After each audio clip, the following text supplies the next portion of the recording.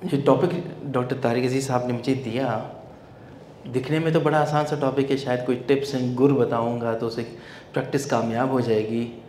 लेकिन जब टॉपिक में उतर के देखा तो बहुत मुश्किल टॉपिक, मेरी ज़िंदगी के मुश्किल तरीन टॉपिक्स में से। और मुश्किलात के अलावा ज़िम्मेदारी भी बड़ी थी इस टॉपिक में कि सक्सेस है क्या भला। फिर जब डिक्शनरी खोली तो पता चला सक्सेस की डेफिनेशन, दो मशहूर डिक्शनरियों के डेफिनेशंस बता रहा हूँ।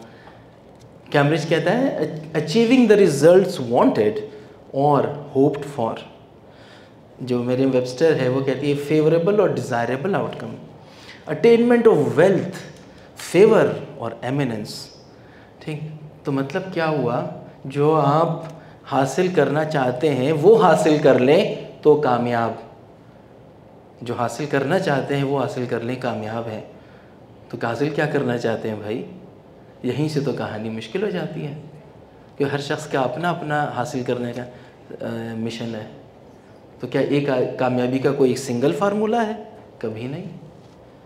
नंबर 2, क्या डॉक्टर सिर्फ डॉक्टर होता है? क्या वो फैमिली मेम्बर, एक मास्टर का बंदा नहीं होता? क्या वो उस्ताद नहीं होता? कितने रूप हैं एक डॉक्टर के, डॉक्टरी के अलावा भी। क्या एक चीज़ की कामयाबी दूसरे पे असर नहीं कर सकती? कर सकती है। कहानी और मुश्किल हुई जब दलाई लामा का कोट सामने आया कि जज your success by what you had to give up in order to get it. कामयाबी हासिल करने के लिए क्या कुछ खोना पड़ा वो भी तो देखना है। तो कामयाबी और मुश्किल पेचीदा मामला बन गया। फिर क्या जो हासिल करना चाहते हैं एक ही तरह की चीज़ सारी उम्र हासिल करना चाहते हैं? नहीं। बचपन में तो पायलट बनना चाहते थे, आधे से ज़्यादा कौम पाकिस्तान की पायलट बनना चाहती थी, और कुछ बच्चे तो हाथ सीधे करके उड़े भी होंगे। ठीक है, क्या जब प्रैक्टिस स्टार्ट कर रहे थे उस वक्त जो हम हासिल करना चाहते थे आज हासिल करना चाहते हैं? नहीं। तो ज़िंदगी के प्रैक्टिस के हर स्टेज के साथ जो चीज़ कामयाब होना चाहते वो भी बदलता है। कहानी और पेचीदा हो गई।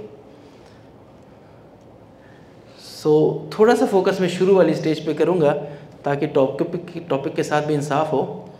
जब शुरू में प्रैक्टिस स्टार्ट करते हैं तो वहाँ पे सबसे इम्पोर्टेंट होता है कि मेरी ट्रेनिंग थोड़ी बहुत हो जाए। लोग एग्ज़ाम्स पास करते हैं, तरह तरह के एग्ज़ाम्स, एक्सपीरियंस के लिए तरह तरह की अटैचमेंट करते हैं, काम सीखना चाहते हैं, वहाँ वो उनका मकसद होता है, काम सीखना चाहते हैं और काम सीख लें तो कामयाब समझे जाते हैं। बहुत लोग मुल्क छोड़ के जाना चाहते हैं यंग स्टेज में ही, जब वो चले जाते तो समझते हैं हम कामयाब हो गए। कुछ पूरा इमिग्रेशन करना चाहते हैं, कनाडा मूव करना है दूसरी जगह, समझते हैं ये हमारी कामयाबी है तो उसको कामयाबी समझने लगते हैं। लेकिन मैं बात करूँगा उन डॉक्टर्स के लिए जो पाकिस्तान में रह के फैमिली प्रैक्टिस स्टार्ट करना चाहते हैं। वो शुरू के कुछ चीज़ टिप्स मैं शेयर करूँगा अपने तजर्बे की बुनियाद पे कि मेरा सिंध का भी तजर्बा है, बलूचिस्तान का भी और पंजाब का भी।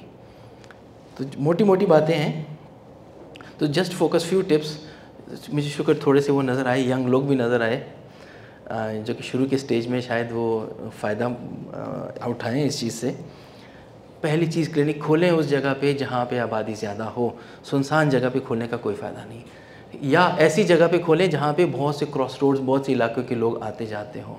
क्लिनिक जल्दी इस्टेब्लिश होती है।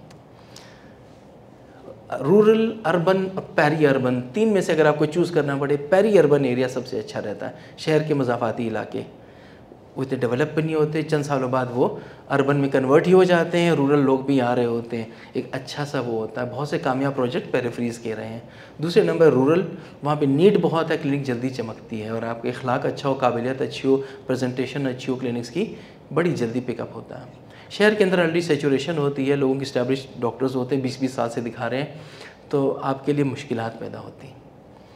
तो विक्ट्री स्टैंड पे peri urban first, rural second मैं रखूँगा, और अर्बन थर्ड। हो सकता है किसी का तजर्बा इससे मुख्तलिफ भी हो सकता है। और ये नक्शा उठा के देखिए क्या क्या इलाके हैं इसके। तीसरी चीज़, जब भी क्लिनिक की जगह चूज़ करें, दिन को भी जाइए, रात को भी एक दफ़ा जाइए। दिन को सन्नाटा, बड़ी खामोशी, रात को गए तो होटल खुले में टकाटक टकाटक चल रहा है। ठीक है, तो ये देखिएगा। चूज़ करें सिर्फ क्लिनिक अच्छी बड़ी खूबसूरत फैंसी बिल्डिंग बनी हुई है, पड़ोस में कसाईयों की दुकानें हैं और वाइल्ड लाइफ आ रहे हैं, साथ में गंदा नाला है उसके से रात को वाइल्ड लाइफ आ रही है, ठीक है। तो पेरिफ्रीज भी अपनी क्लिनिक की ज़रूर देखिएगा, माहौल बहुत असर करता है। लाहौर में बारिश का है, पेरिफ्रीज में ये बहुत बड़ा अलमिया आज बन चुका है सीवरेज की वजह से। क्लिनिक में पानी आ जाता है, कई दिन बंद होती, स्मेल नहीं जाती। तो ऐसी जगह जहाँ पानी ना आता हो, लोगों को भी सहूलत हो। तीसरा टिप, क्लिनिक के अंदर का माहौल नीट एंड क्लीन, बहुत महंगा नहीं चाहिए, साफ़ चाहिए। फ्लोर टाइलों वाली खूबसूरत चाहिए, लोग फ्लोर को देखते हैं, छत को नहीं देखते। पर्दे का इंतज़ाम हो, आपकी डिग्रियाँ दीवार पे हो, सिंपल सा फर्नीचर हो, साफ़ सुथरा माहौल हो, तो क्लिनिक ज़्यादा अच्छी चलती है। बड़े बड़े खूबसूरत सोफ़े, महंगे फ्रेम्स और ये चीज़ों की ज़रूरत नहीं है, जो बुनियादी चीज़ें ही साफ़ सुथरी हों। इक्विपमेंट सिर्फ स्टेथोस्कोप, बीपी ऑपरेटर्स ना रखिए, कोशिश करें सारे गैजेट जो पूरे हों, tuning force, torch, monofilament, otoscope, everything जो यूज़ होते हैं जनरल प्रैक्टिस में, तो हमें नहीं पता कब कौन सा पेशेंट आए। बिज़नेस के साथ की कोशिश करें, किसी के साथ पार्टनरशिप पे लैब कर लें, सिर्फ आपको कमीशन मिलता हो, इन्वेस्ट करने की ज़रूरत नहीं है। छोटी सी फार्मेसी अंदर जितनी अलाउड होती है रखिए, जनरल आइटम भी रखिए, यहाँ पे बोझ नहीं बनता, आपकी बिज़नेस को सहारा देगा। तीसरी फ़ीस, सुना होगा डॉक्टर बड़ा नेक था, 50 रुपये फ़ीस स्टार्ट की थी, जब वो बेचारा बढ़ाने की कोशिश करता है 100, 200, 150, तो यह तो मगरूर हो गया, लालची हो गया। अरे भाई लालची नहीं हुआ ज़रूरत, तो कोशिश करें कम फ़ीस को बढ़ाने की कोशिश करने के बजाय मुनासिब फ़ीस रखें। मार्केट के हिसाब से मेरा असेसमेंट ये है कि जितनी स्पेशलिस्ट लेता है उसे 1/3 रखें, लेकिन अगर वो 1000 लेता है तो 300, अगर वो 2000 है तो 700-800 रखिए, ठीक है। और उनसे 3 गुना ज़्यादा मरीज़ देखिए, हिसाब बराबर, ठीक है। और डिस्काउंट को जब फीस ज़्यादा होती है ना, आपके बिज़नेस पूरा हो जाता है, then you can use discount as courtesies or as a act of kindness. किसी के साथ अच्छा नहीं हुआ, नेक्स्ट टाइम आया डॉक्टर साहब दवाई फ़ीस मत लें। एक को तो यार बड़ा लालची डॉक्टर नहीं है, मेरे लिए काम कर रहा है। पहला साल जो स्टार्ट करना चाहते हैं, पहला साल इंपॉर्टेंट होता है, कुछ फाइनेंसेस बचा के रखिए, बचत के साथ चलिए, ठीक है। पहला साल ही मुश्किल होता है, बाद में आसानियाँ आ जाती हैं। कभी मैदान में, मार्केट में बग़ैर तैयारी के मत उतरे। कोई भी पहलवान बग़ैर तैयारी के उखाड़े में नहीं उतरता। हमारा क्या पहलवानी है, डॉक्टर की नॉलेज है ना, नॉलेज एंड स्किल्स, हमने कौन से कोई वो करना है। सो नॉलेज पूरा रखिए। You should know how to treat malaria, क्या चीज़ बतानी है, diabetes, hypertension, pneumonia, TB, UTI, skin infections, joint problem, सब पढ़ के, दवाइयाँ जान के, नाम जान के, तैयारी के साथ बैठे। इनमें से कोई भी मरीज़ आएगा तो मैं कैसे ट्रीट करूँगा, तब फ़ायदा होता है। अनाड़ी बन के ना बैठें। कोई बंदा कहे यार इसमें कुछ नहीं आता। Skills, emergency skills, like if an patient with MI comes to my clinic, अचानक बैठे बैठे वेटिंग एरिया में किसी को MI हो गया तो मैं क्या करूँगा। अचानक किसी एक्सीडेंट का किसी को उठा के ले आया, अचानक कोई हाइपो में चला गया, किसी को सीजर हुआ तो मैं क्या करूँगा। So be ready for the emergencies. और उस वक्त जब आप एक्शन करते हैं आप हीरो बन जाते हैं, जिस तरह बैटमैन और स्पाइडरमैन, हाँ वैसे हैं मैन सारे। तीसरी चीज़, स्किल कौन सी चाहिए, देखिए communication skill is the number 1। जितना अच्छा इखलाक होगा, तमीज़ से बात करेंगे, उतनी शिफा होती है। माइंड नहीं करता, मरीज़ ठीक भी ना हो वापस आपके पास ही आता है। Interpersonal skill, how to manage people, how to deal with people. हमने ये भी देखा हुआ है कि हाउसकीपिंग स्टाफ को इतना सर पे चढ़ाया होता है सबके सामने। डॉक्टर साहब हाउसकीपिंग स्टाफ को कहते हैं ये साफ़ कर, मैं तो साफ़ किया सी, ये तो फिर मरीज़ भाई यार ऐसे नहीं। How to manage people, administrative skills बहुत अच्छी आनी चाहिए। कन्फ्लिक्ट आते हैं स्टाफ के, डॉक्टर्स के, वर्बडा वाले आ जाते हैं, income tax, so how learn these things. Financial skills, पता होना चाहिए कहाँ इन्वेस्ट करना है, जहाँ से रिटर्न होगा। फालतू के बड़े बड़े बैनर पोस्टर लगाए हुए इधर उधर तीर, ऐसे नहीं चलता भाई। जहाँ से रिटर्न आ सकता है वही इन्वेस्ट करें, पैसे बचा के रखें।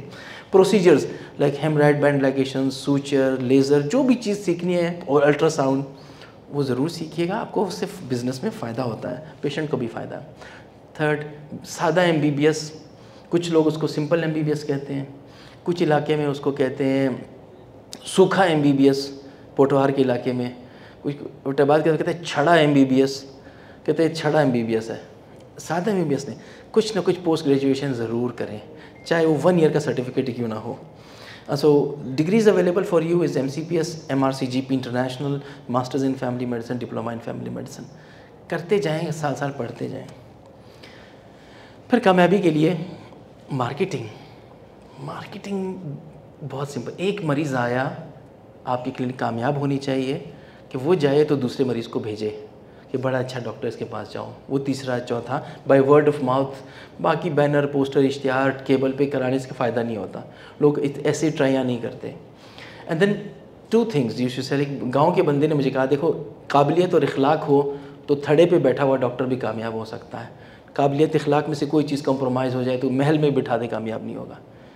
सो ये 2 चीज़ें ज़रूर के। Sell yourself as a good human being, kind human being, हमदर्द है, बात सुनता है, मसला हल करना चाहता है।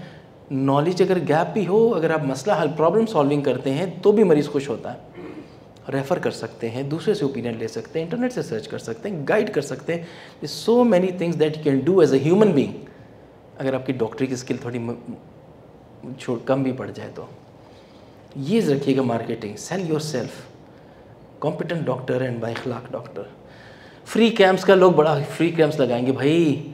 आप फ्री कैंप्स पे सारे गरीब पेशेंट नॉन अफोर्डिंग को खींचते हैं, मुफ्त दवाइयाँ देंगे, अगली दफ़ा फिर आते हैं डॉक्टर साहब यहाँ तो मुफ्त दवाइयाँ मिलती हैं। फ्री कैंप्स का कोई फ़ायदा नहीं होगा, ना करें। So if you follow these things, आप अच्छी प्रैक्टिस करें, इस्टेब्लिश करें। फिर एक स्टेज आती है जिसको कहते हैं middle of a consultation, when you have your own patient bank. आपके पेशेंट इस्टेब्लिश हो चुके होते हैं और फाइनेंशियली स्टेबल होते हैं, आप सब जानते हैं, आपको एक इलाके के मशहूर डॉक्टर बन जाते हैं। और वो स्टेज होती है, पता कैसे चलता है? वो ये कि आप 2 हफ्ते छुट्टी के बाद भी जाएँ ना क्लिनिक, 2 हफ्ते बाद जाएँ तो नेक्स्ट डे क्लिनिक फिर भरी होती है, वो पेशेंट कहीं नहीं जाता फिर। Now you are established, that's I call the middle of a consultation, middle of phase of practice. वहाँ पे आपके पे जो आप चाहते हैं कामयाबी, वो डिफरेंट हो जाती है।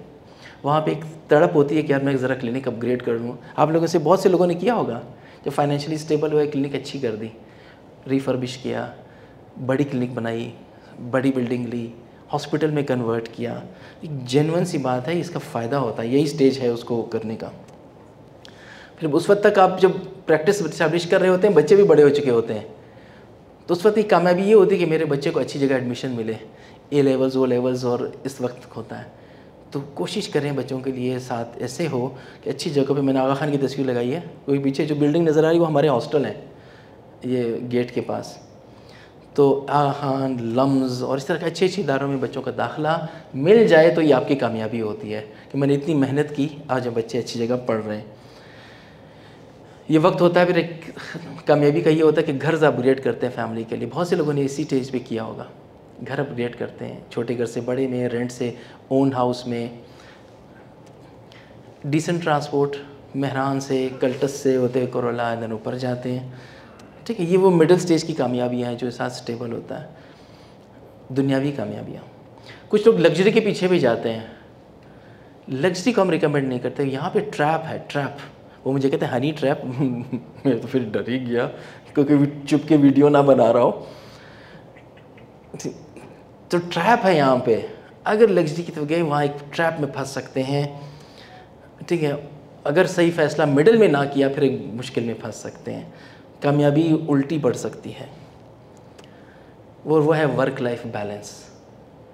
कि मेहनत करके इस्टेब्लिश तो हो गए, अब बैलेंस का टाइम है, वरना बीमारियाँ, मुश्किलात, चीज़ें सामने आती हैं। तो वर्क लाइफ बैलेंस के बारे में सोचना ज़रूरी है। और उसका कॉन्सेप्ट वर्क लाइफ बैलेंस का इस पौधे की तरह है। मैं ज़रा स्लाइड को, बिफोर ट्रिमिंग, अच्छा ये चलिए, हाँ ये आ गया। ये दरख्त है ट्रिमिंग से पहले झाड़ी की तरह, जब ट्रिम किया उसको कितना खूबसूरत पौधा बना। तो शुरू में आप स्टैब्लिशमेंट में मेहनत करते हैं, क्रिप्टिस बढ़ाते हैं, फिर बाद में ट्रिम करना पड़ता है, मज़ीद फैलाना नहीं होता।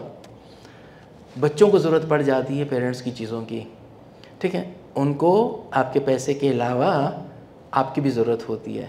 उस वक्त गुम ना होइएगा प्रैक्टिस में, ये नाकामी आ जाती है। हालात काफ़ी ख़राब हो गए हैं, सगा बेटे के हाथों भी आप मारे जा सकते हैं। ठीक है, तो दूरियां नहीं होनी चाहिए। उस वक्त आप तो प्रैक्टिस में होते हैं, माँ बाप बूढ़े हो रहे होते हैं, तो अगर आप और उस दलदल में फंसे, माँ बाप और रिश्तेदारों को और वो चीज़ें आपसे मिस हो सकती हैं। आपकी दीनी फ़राइज़ बजाय बुढ़ापे के लिए रखने के, वहाँ चल ही नहीं सकते हो, व्हीलचेयर पे जा रहे हो, शुरू की स्टेज में करने होते हैं। एक्सरसाइज और वॉक अगर अभी तक शुरू नहीं की तो यही टाइम है, वरना डायबिटीज़, हाइपरटेंशन, डिस्लिपिडीमिया, वो सारी चीज़ें होती हैं। ये मैं बात करूँ आपको असर नहीं होगा, क्योंकि कि मेरी बात में असर नहीं होगा, वजह कि मैंने कुछ अरसे से छोड़ी हुई है, मुनाफकत हो जाएगी, इसलिए कन्फेस करना ज़रूरी है। So the point in the middle of a phase of a practice is balance.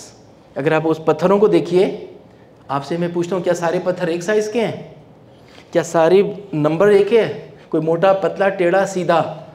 हर एक की अपनी ज़िंदगी, अपने सर्कमस्टांसेस हैं, हर एक ने अपना बैलेंस खुद पैदा करना है।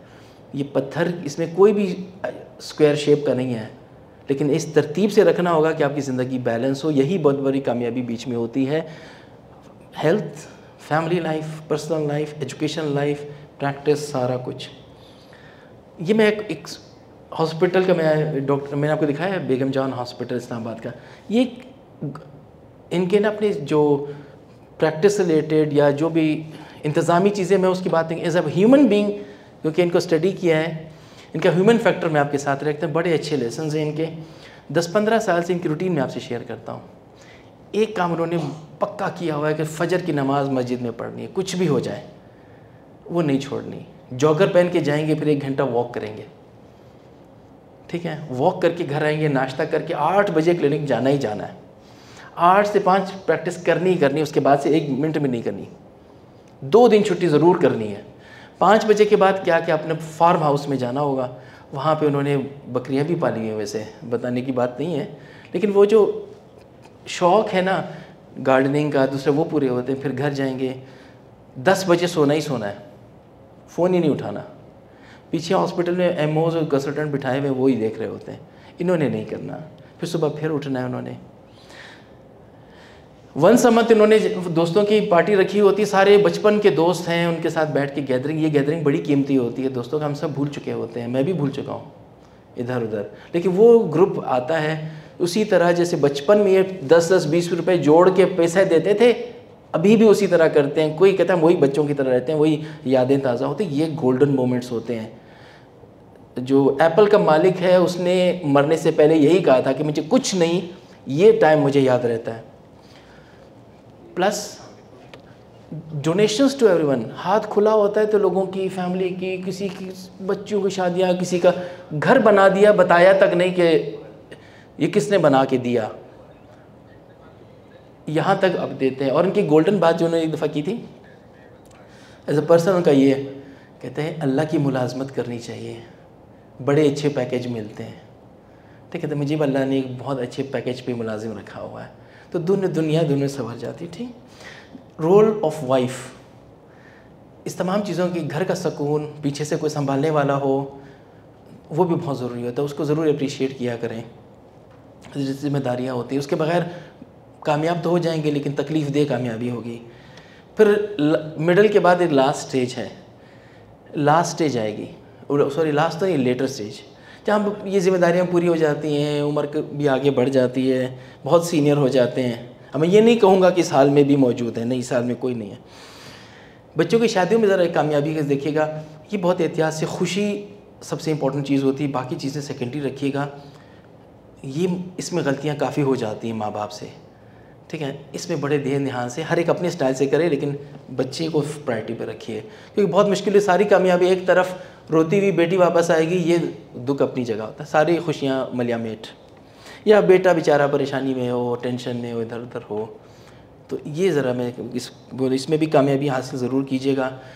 आखिरत, क्या आखिरत की सोच लेटर हाफ में जब हम बूढ़े हो जाएं तब आनी चाहिए, या कोई और वक्त है इसके आने का, या ज़िंदगी मौत का? बहुत से हमारे लोग कोविड में दुनिया से चले गए, ये स्टेज तक पहुँचे ही नहीं।